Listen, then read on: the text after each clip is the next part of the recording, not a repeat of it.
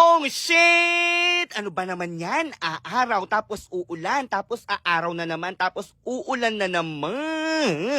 Dahil pa iba-iba nga ang panahon ngayon, mga soy, buti na lang dumating na yung order ko. Papakitain natin sila ng pangmalakasang sunshade net.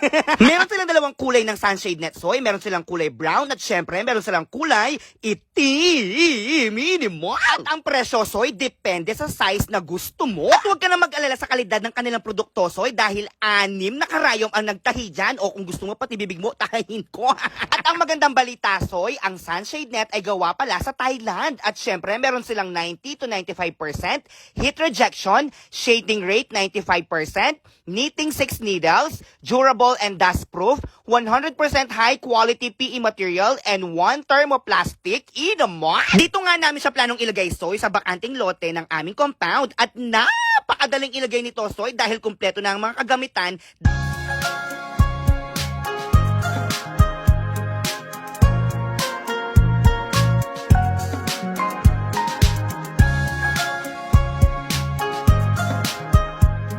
At ito pa ang magandang balita, soy, tumatagal ang sunshade net 7 to 10 years. Inimo! Tignan nyo naman ang before and after, kaya naman, order na!